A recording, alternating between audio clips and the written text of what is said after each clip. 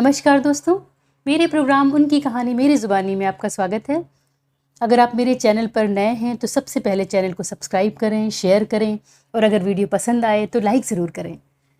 आज की कहानी साहित्य अकादमी पुरस्कार से सम्मानित उत्तर प्रदेश के उन्नाव जिले के शफीपुर में कायस्थ परिवार में जन्मे श्री भगवती चरण वर्मा जी की प्रसिद्ध व्यंग्यात्मक रचना है।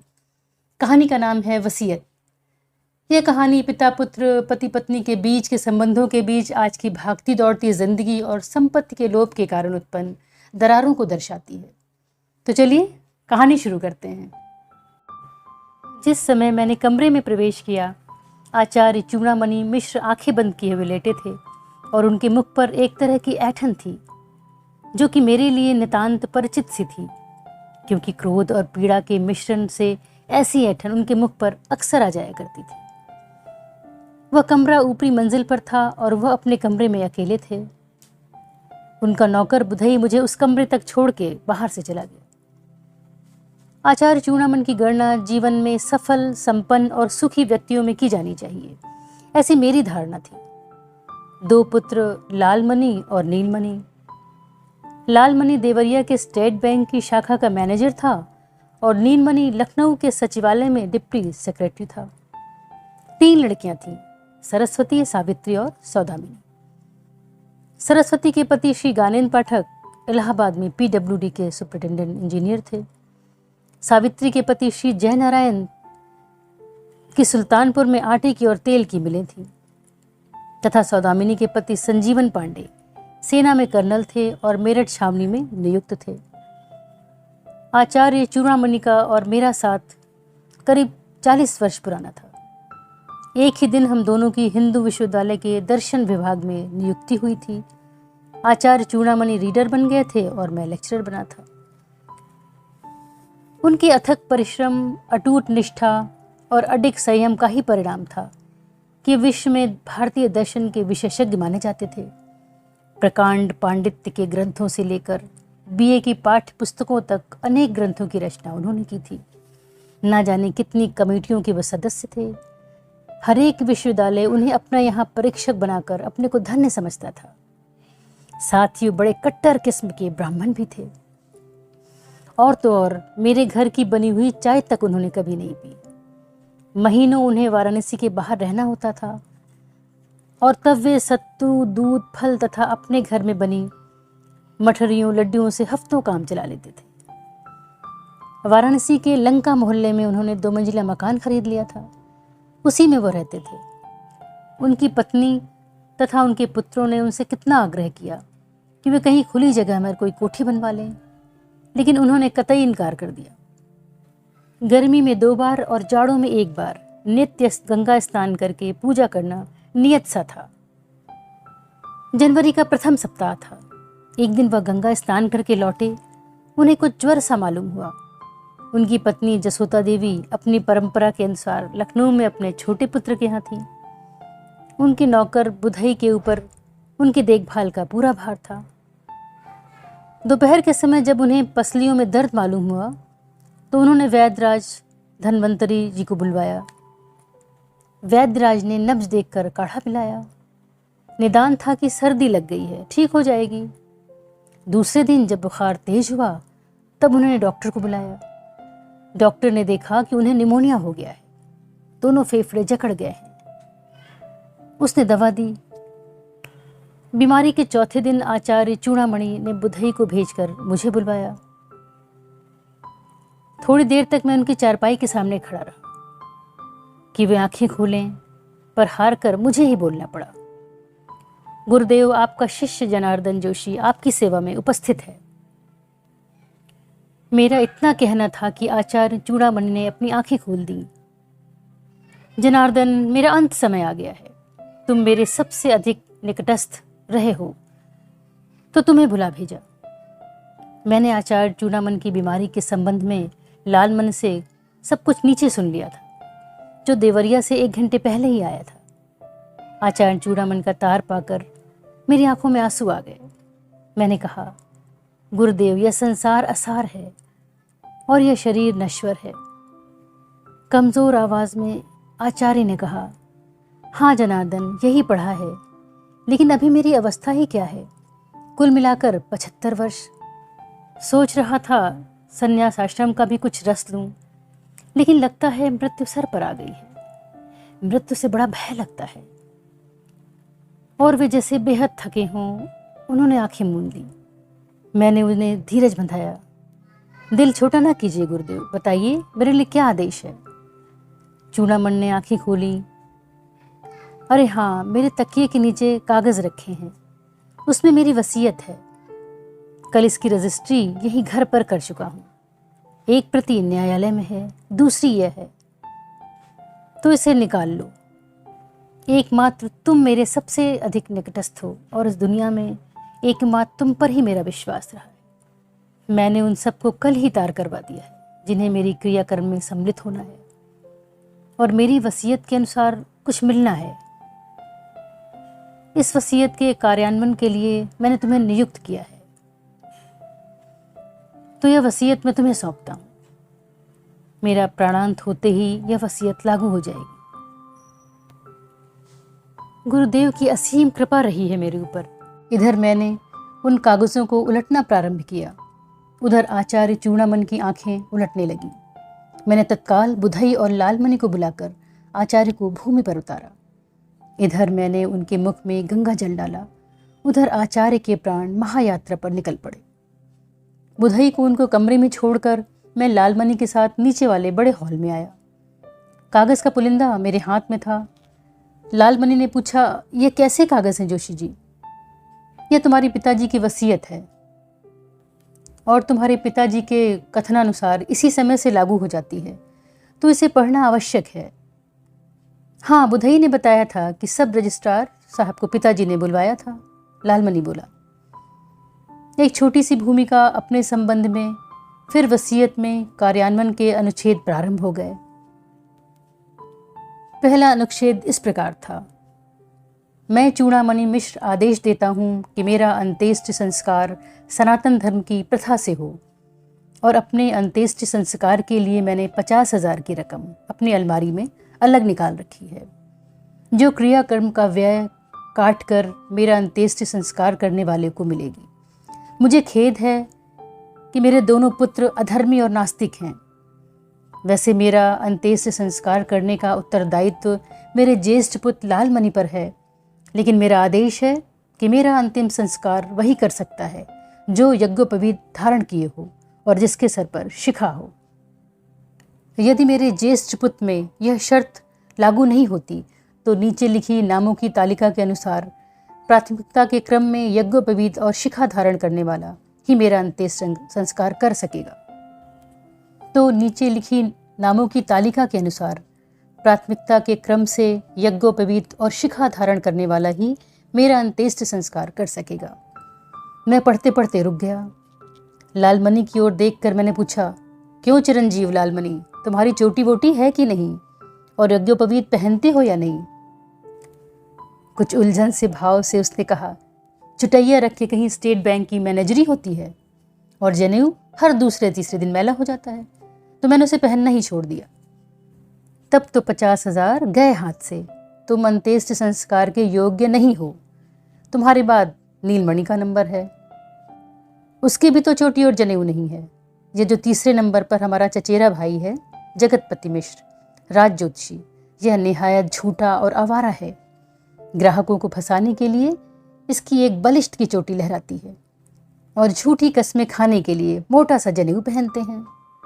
जगतपति मुझसे भी एक बार 5 रुपए ऐंठ ले गया था, तो मैंने कुछ सोच कर कहा, लालमणि हमारी सलाह मानो तो तुम एक किसी नाई के पास चले जाओ और मशीन से अपने बाल कटवा लो, तो चौथाई या आधी इंच की चोटी निकल ही आएगी, और वहाँ से लौटते हुए एक जनेऊ भी लेते आना। मेरी बात सुनते ही लालमणि तीर की तरह बाहर निकला। लालमणि के जाने के बाद मैंने वसीयत का दूसरा अनुच्छेद पढ़ा। मैं चूड़ामणि चाहता हूँ कि मेरी मृत्यु की सूचना तार या टेलीफोन द्वारा मेरी पत्नी जसोदा देवी, मेरे पुत्र लालमणि तथा नीलमणि, मेरी पुत्रियाँ सरस्वती, सावित्री और सौदामिनी तथा मेरे भतीजे जगतपति, श्रीपति और लोकपति को दे दी जाए।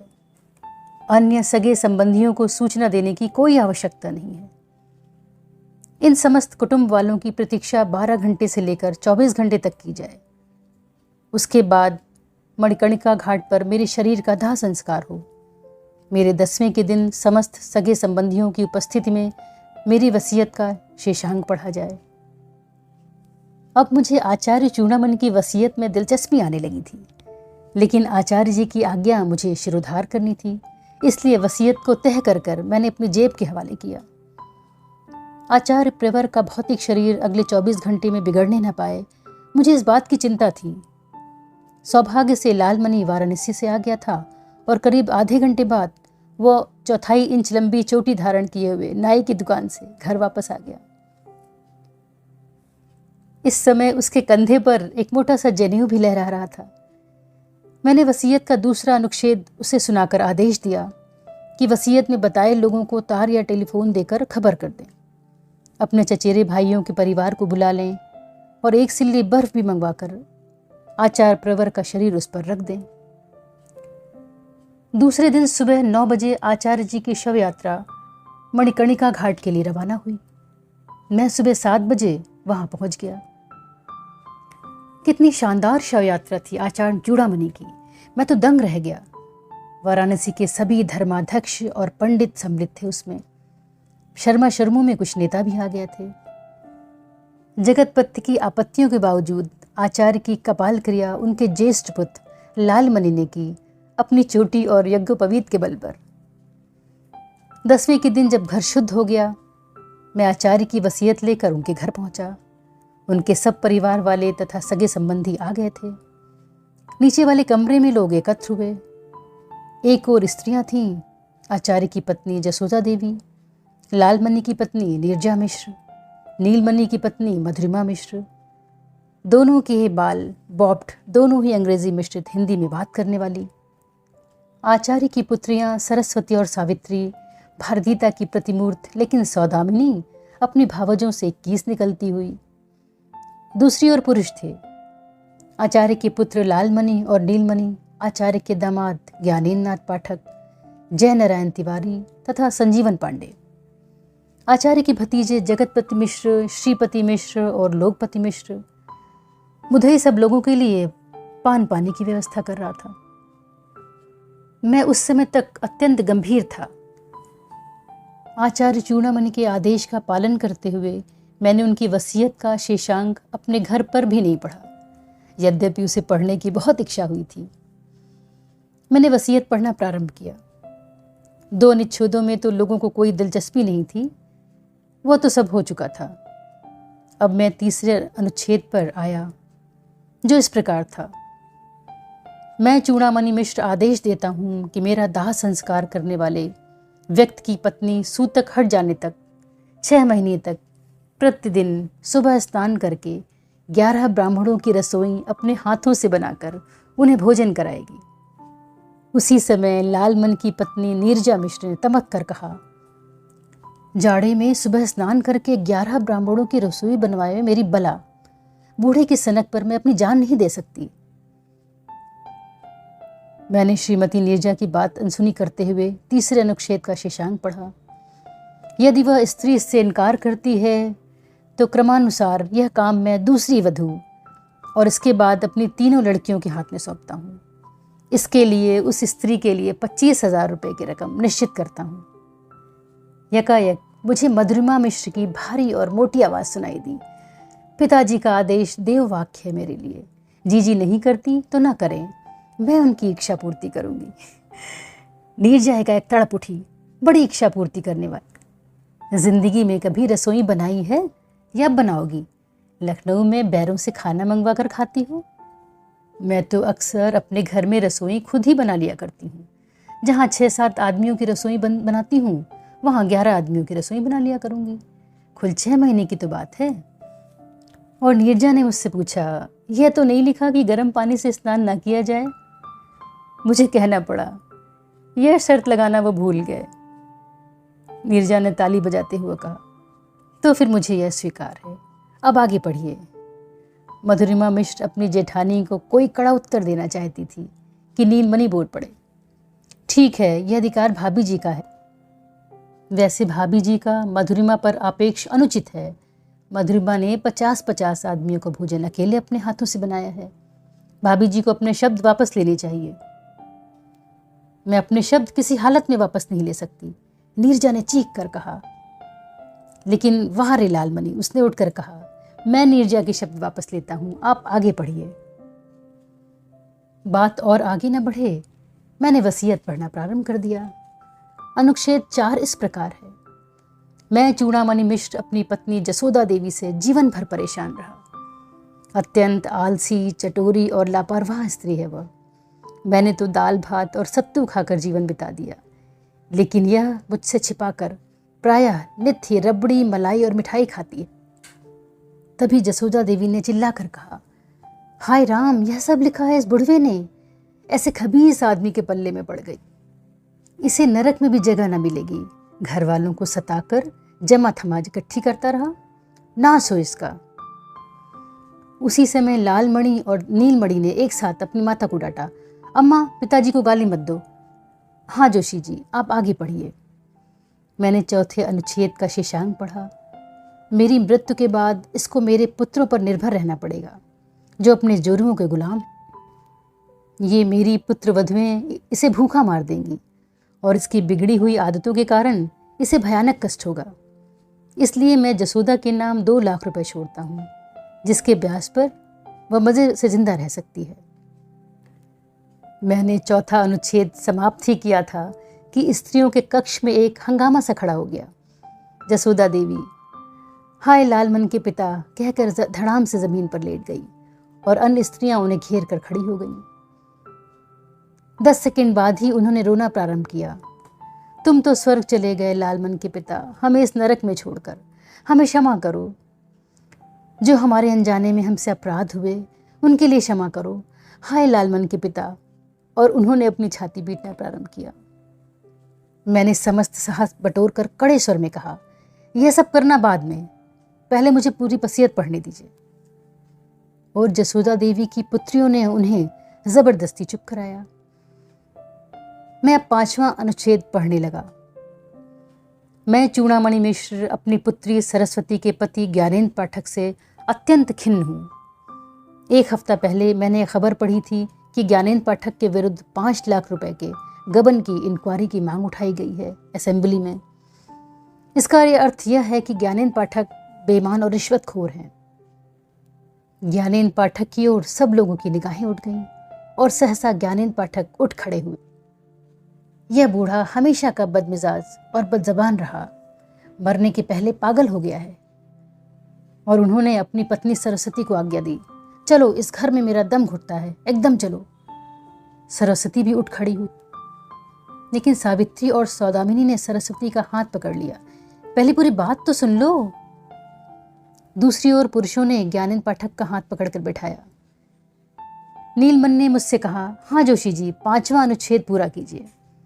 मैंने 5वां अनुच्छेद पूरा किया। और अगर ज्ञानेंद्र पाठक पर इंक्वायरी बैठ गई तो संभव है इसकी नौकरी जाती रहे, शायद इसे सजा भी हो जाए। इस सब में इसके पाप की कमाई तो नष्ट हो सकती है। इसलिए मैं सरस्वती के लिए 1 लाख रुपए छोड़ता हूँ। कमरे में सन्नाटा छा गया। ज्ञानेंद्र पाठक चुप बैठे छत की ओर देख रहे थे और सरस्वती सुबक रही थी।